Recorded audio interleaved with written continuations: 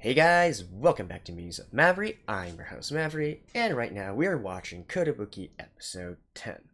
So, last episode, things were starting to get a little bit interesting, right? So, we had the encounter with some unnamed bandits slash pirates slash militia groups when Kile and Alan were out doing a reconnaissance mission to find out where the Yuhan came from. And also, we got a little glimpse of the situation with Isao, where it seems that he's seizing power, uniting. Well, first of all, he's uniting all the different cities who were formerly independent, united them under one flag, and now he's sort of like the de facto dictator of this alliance of cities. So there's definitely some conspiracy there as well, and I have a sneaking suspicion it has to do with the Yuhang. That's probably going to be this arc essentially is probably going to be the finale arc for this season of Kotobuki. So we're going to be able to see what the entire backstory of the Yuhang is. At least that is my prediction, anyways. In other news, I guess no, I don't have any big update to talk about in regards to the Kotobuki game. I'm still playing it off and on, like I said, maybe half an hour per day, just to see what it is. And also, they've announced that they are going to have the Kotobuki production are going to have a booth during Anime Japan 2019, which is sometime, I believe, later next week or the week after that. So as I said before, they're trying to push this into a franchise, right? When I was in Japan, like 3 weeks ago, there was a lot of Kotobuki merchandise all over the place. So they're still trying to make a push for it. I actually don't quite know how big it is in Japan in regards to, the anime itself is probably not that popular, but the game, it's fairly pretty well. So I'm also wondering whether the franchise is actually going to be successful, right? It actually is kind of eerily similar to the other franchise that I like very much called Bang Dream Bandery, which also started out rather slowly, but through releasing the game and for releasing all the merchandise, gradually became a big powerhouse. So this one I'm still keeping as my dark horse. Potentially it's going to be something big. But enough of that, let's go into the episode and see what is in store for the anime story-wise. So let's begin in 3, 2, 1, play.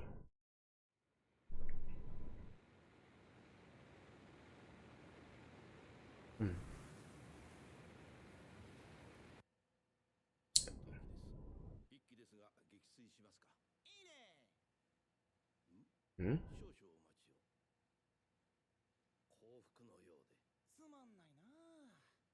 that Lisa?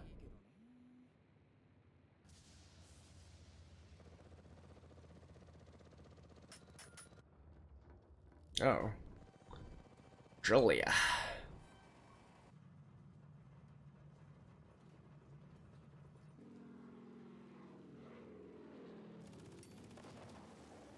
Oh.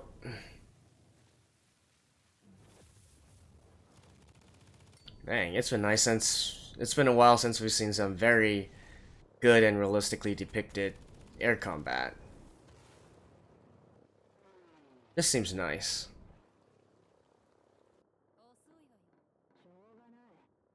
Oh? New character? Alright, let me skip this real quick. And back. Oh, bombers. Alright.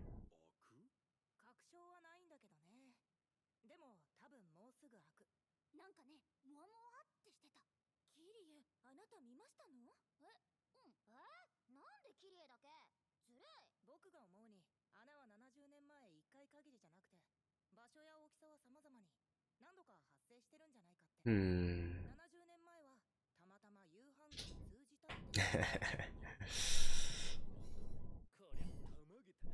So essentially, Kotobuki is an isekai anime, is what they're saying.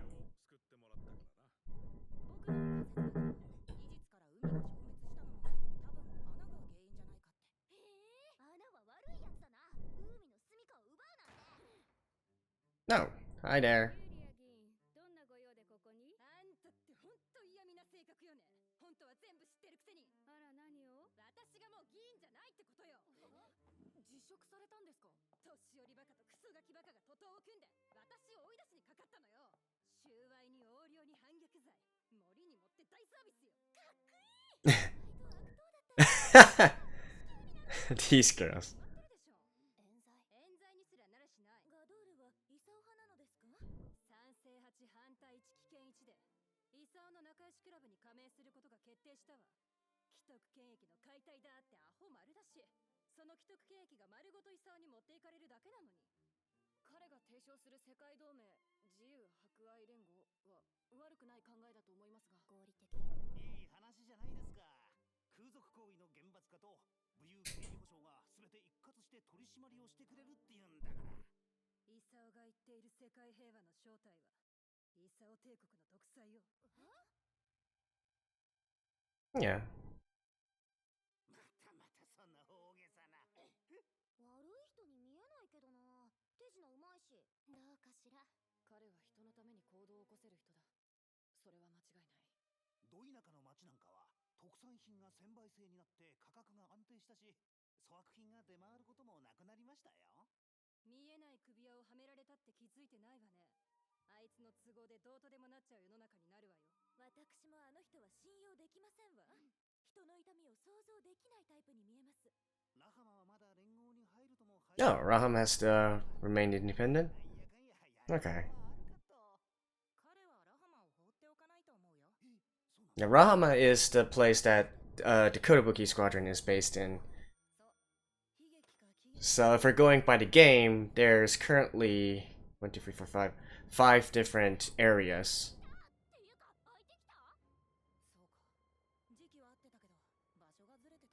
Oh.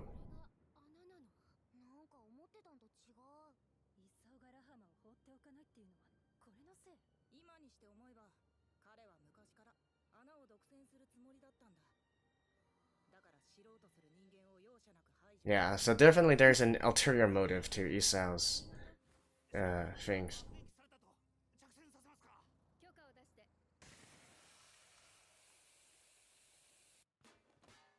Oh.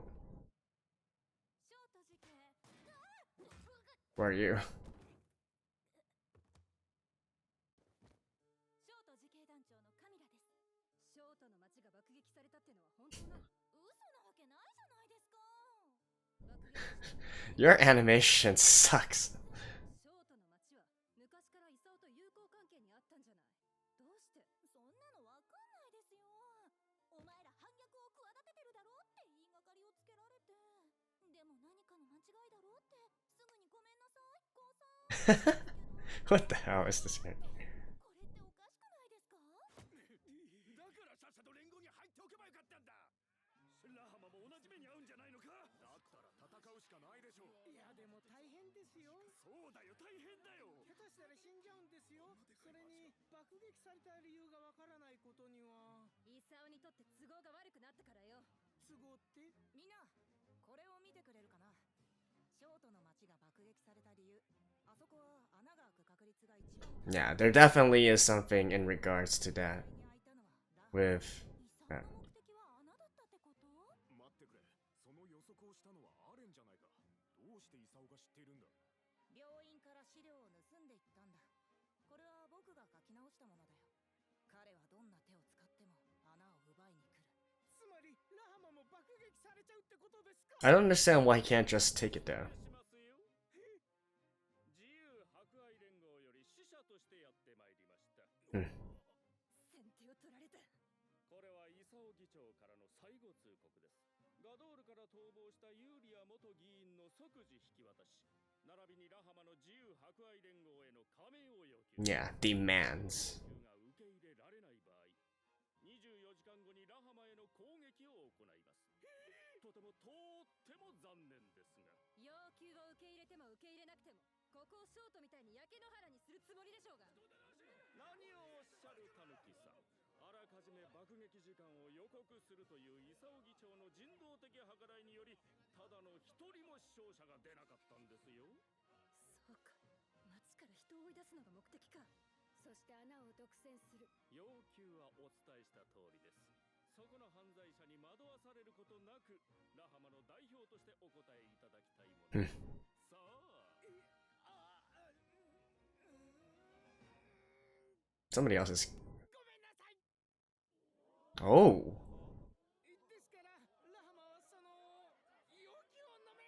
Nice. He has a backbone.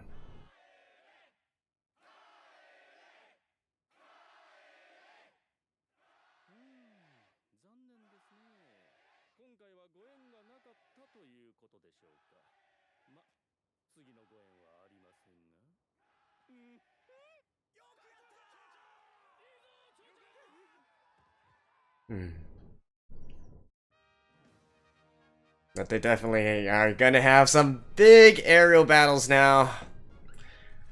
So it's gonna be fighters versus bombers. Oh man, I'm excited.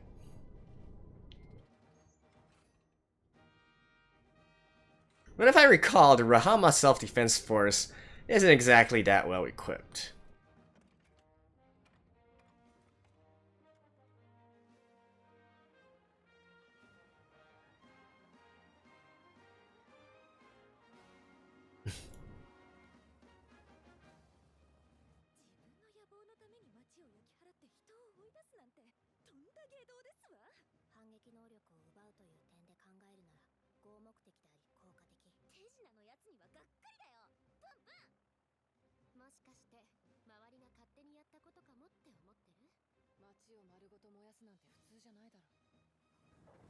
I'm just gonna go out and say right here, probably Isao is... They're gonna turn him into like this misunderstood dude, and he's trying to secure these holes for some other purposes. Maybe.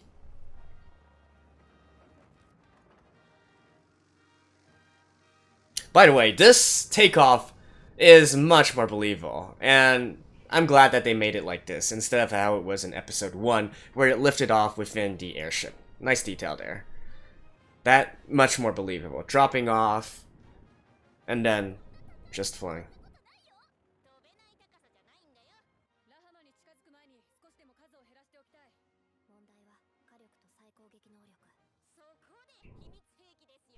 Hmm.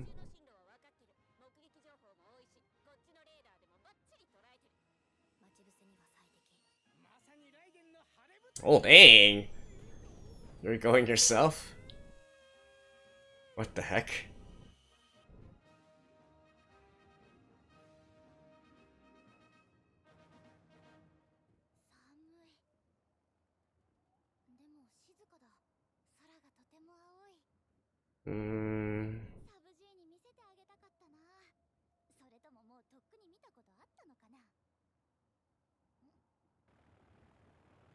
Okay, there it is.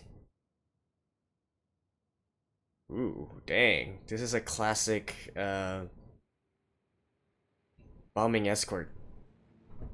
Bombing escort formation.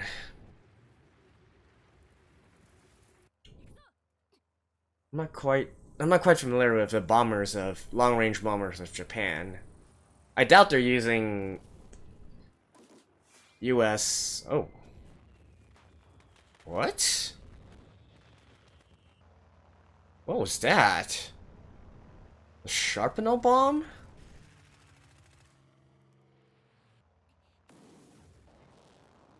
Wait, what? What? Afterburners? Oh my god.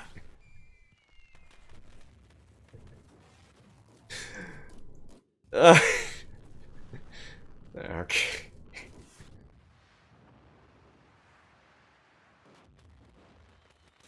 Oh, nice.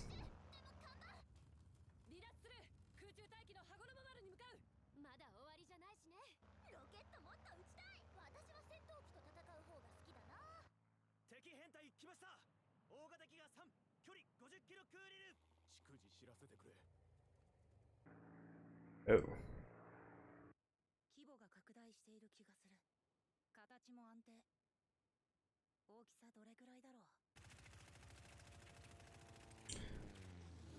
So even these guys are able to take on Bigger odds? Alright.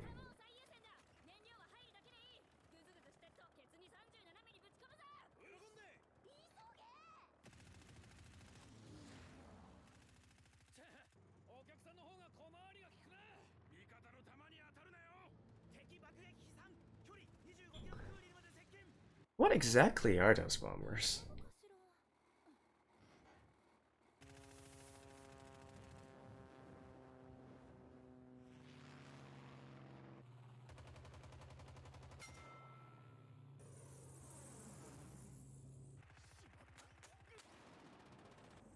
Oh.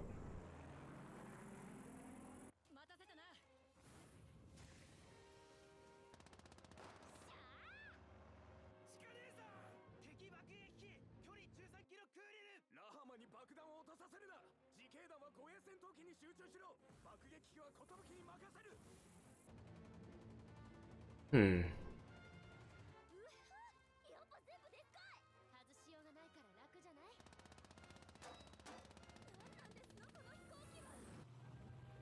Oh, you guys are using afterburners. You can't really complain about that.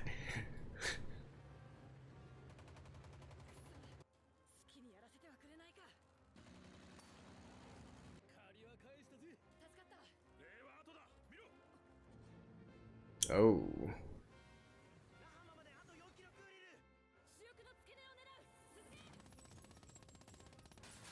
Maybe try their underbelly? Yeah.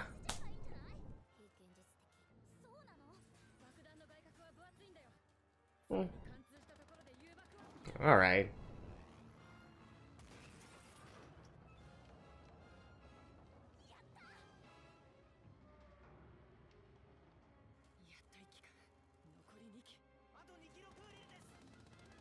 This is...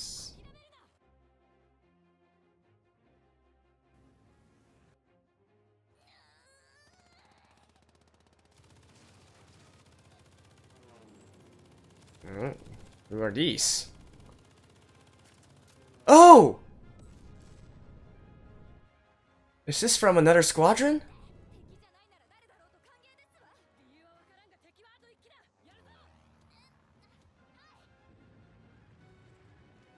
Wait, was that the snake that Kile was...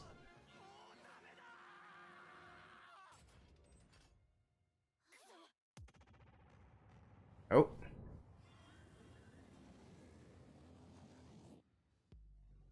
What?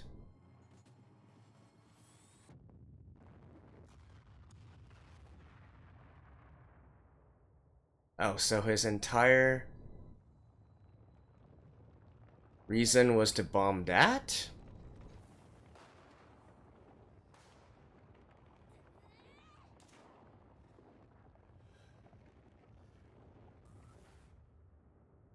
Okay. 穴が消滅しました。本当？なんで？どうして？あいにくわかりかねます。そっか、消えちゃったか。やっぱり僕が戦闘機に乗らないとダメだったかな。次はあれで出るから準備はできております。爆撃機は一機除いて全部落とした。爆撃に怯えていた他の町も旗色を変えるかもしれないわね。楽観的ね。キリ、何をやってる？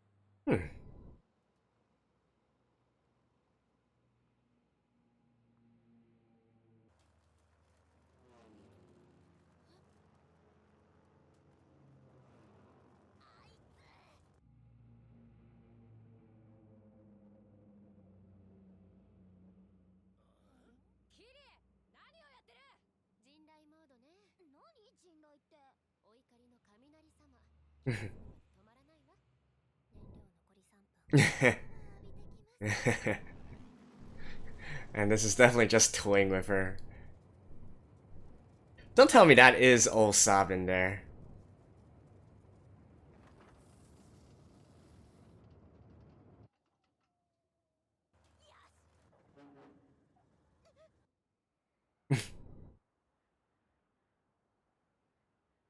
Really?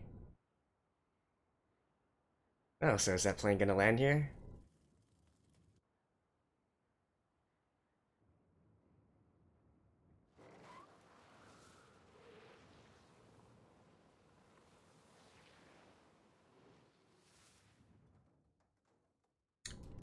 So we finally know the pilot? あんた一体何なのよ。なんでいつも私の邪魔ばっかして目障りなのよ。たまくるなもう。女誰？あんたが先に名乗りなさいよ。何度追い払われてもすぐにまた絡んできては返り討ちにされてで威張っちゃってさ。ほらいいからとっとと名乗りなさいよ。ナナシちゃんなの？ナナシじゃないよ。キリエだよ。何がキリエだよよ。偉そうに言うんじゃないの。そんな馬だかロバだか牛の骨なんか知らないし。私はナオミ。ナオミ？ごっつい男だと思ってたのにおばさんだったのか。私がおばさんならあんたはアバズレハスっぱき娘。おまけに下手くそ。なんだ。悔しかったら私を怒ってた。あのさ、私優しいからこうやってあんたと話してる。知らないし。私だってあんた知んないし。Oh no, you care. この間まで空賊だったのになんでこっちの味方になってんの？逆に聞くけど、なんでずっと同じところにいなきゃなんないわけ？私はね、誰かの仲間になったり組織に入ったりもしないんだから。そういうの大嫌いだし、好きな仕事を好きに気が向いたら受けるだけ。悪いとは言わせない。きっとあんた私のことずっと敵だと思ってたでしょ。そうでしょ。はい、残念でした。どっちでもないのだって気分だし。身勝手ってなんでどうして？ No, that sounds. イサオなんとかに比べて言ってることわかるから。とにかく自分の杓子定規で何もかも決めて。 Somehow I feel like she's similar to Kile. ねえ、そう思わない？ああ、そうっすね。あんたの何が気に入らないってそのマーキング。マーキング？とぼけんじゃないわよ。あの尾翼のマークは私のどんむかつく師匠がつけてたマークなの。 Oh? 知らないけど、私が言いたいのはこういうこと。真似すんな、こらパクリ野郎じゃなかったパクリ娘。サブジーの弟子？サブジー知ってんの？なんで？奥さん失礼な。あんたこそサブジーの娘じゃないの？孫？違う。じゃあ何なのよ。なんだろう。 And so that. What the heck? Alright. ナオミさんはサブジーの弟子？ナオミでいいよ。 And now they're friends? Alright. あんたがサブジーと出会った後ね。あんたと私みたいな感じで出会っていろいろあって。いろいろ？うん。そんなこんなでサブジーに弟子入りしたの。弟子入りしてテクを盗んでいつか撃墜してやるって心に決めてね。気になる。いろいろ何があったのか。ところがだよ。あの陰険むっつりスケベクソジジイ、誰にも何にも言わずに消えやがった。やること同じだ、サブジー。あらあら、キリはかわいそう。そっちだって。私たち捨てられし Really? おかしい。それすごく傷つく上に気持ち悪いし違う。いつかあのジジイ見つけてやってやるんだ。それでチャラよね。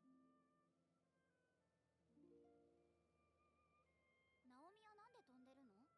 気持ちいいじゃん、飛ぶの。意味って必要？私気持ちいいこと大好き。 Hmm. You know, even though that's saying that they're sisters is more than just, I honestly feel like these two are more similar than they care to admit. Alright, I'll see you guys in a second. Alrighty, so that was episode 10. Quite an interesting episode.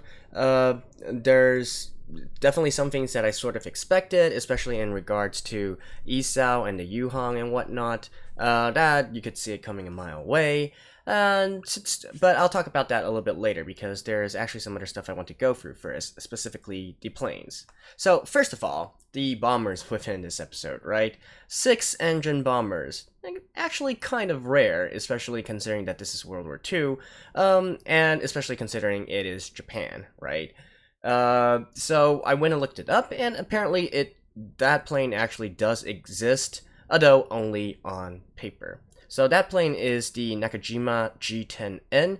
It's basically an experimental, I guess, concept plane that the Japanese thought of during the latter stages of World War II.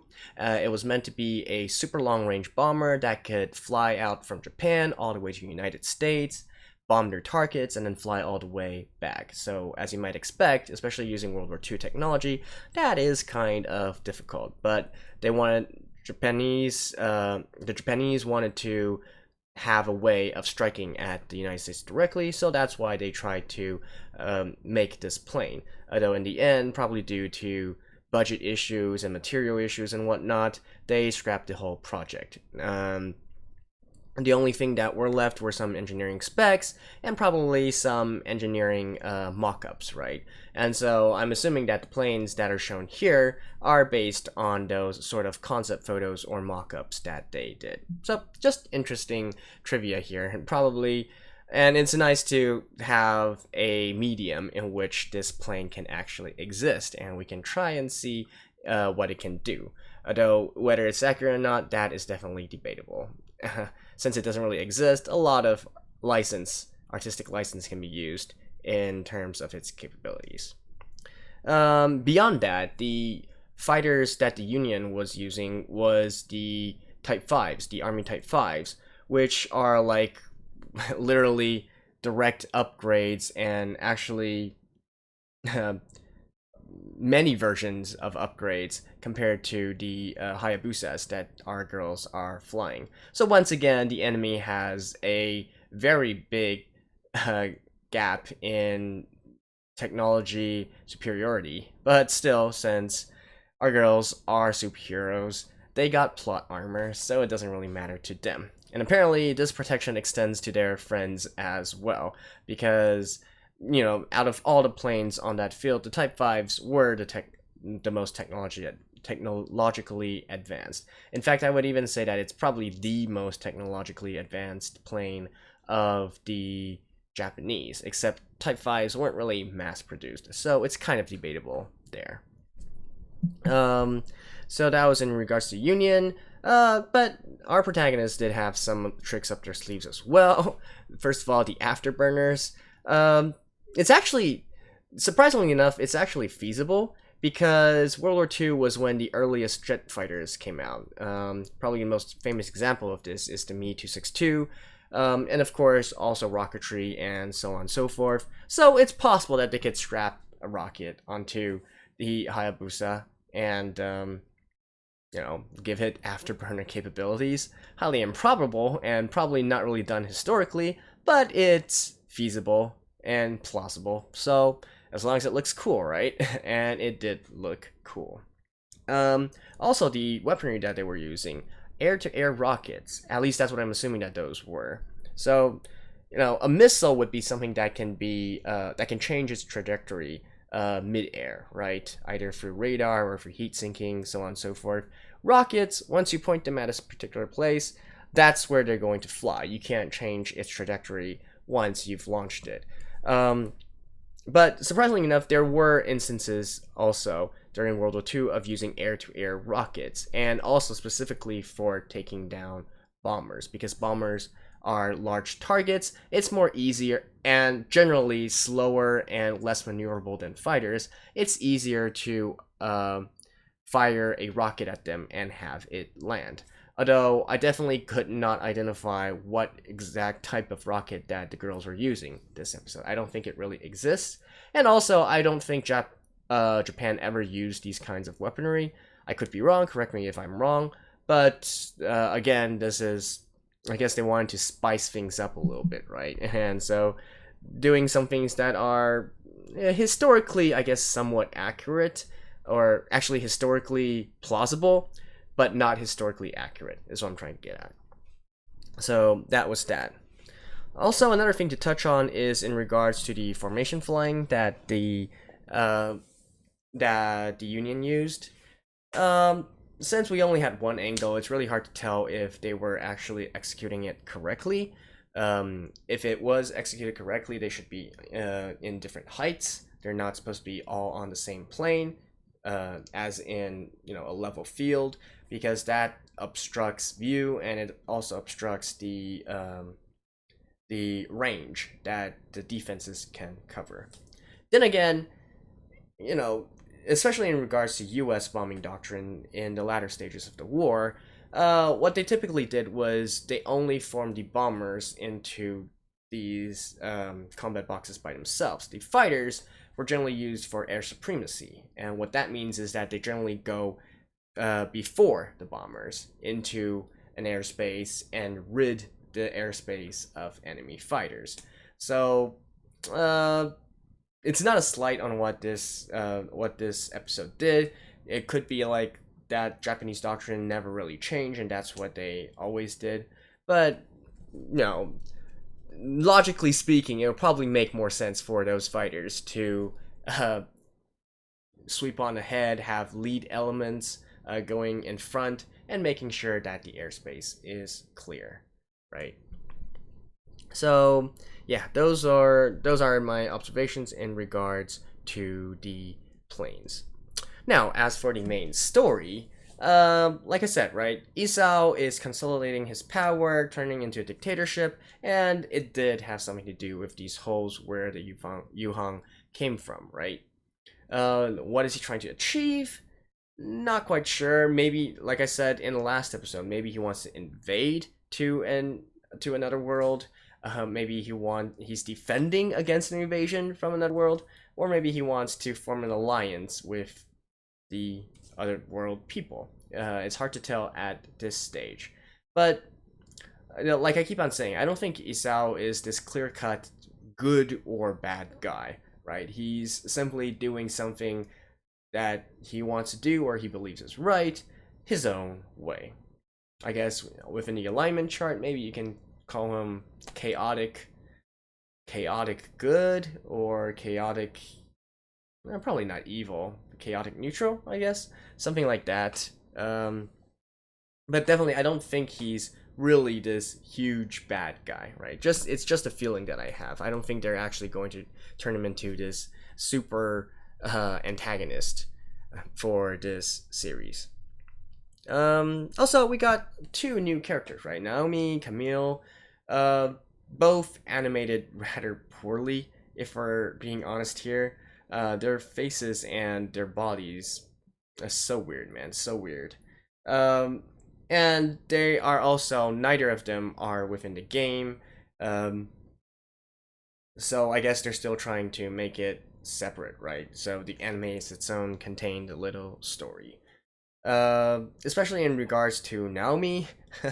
So we finally know who this pilot is of the snake emblem or whatnot, the snake markings. And apparently they are both students of OSAB. And apparently they are also, I guess, sisters now, maybe? The whole dynamic was pretty funny, right? Being from enemies and then now, hey, we have the same teacher, right? That's kind of hilarious. Since they keep on mentioning Usopp, I'm still thinking maybe Usopp is going to make a reappearance later on. Well, we got 2 episodes left. Maybe he is a key person, so he'll show up sometime soon, maybe. What I can say, however, is that probably by the end of this episode, Kira will also find out what it is that she flies for, right? I would have thought that, flying for freedom or just flying because it's fun was the answer that she would give. Apparently she's going to give it a little bit more thought, but probably that is going to be resolved as well as this major arc at the same time. So, yeah. That concludes my thoughts for this episode. Like I said, correct me if I'm wrong on any of the technical aspects or if I missed something. Yeah, and I guess that's about it. I'll see you guys next time. This has been Mavry from Musings of Mavry. So long. Stay healthy. Bye-bye.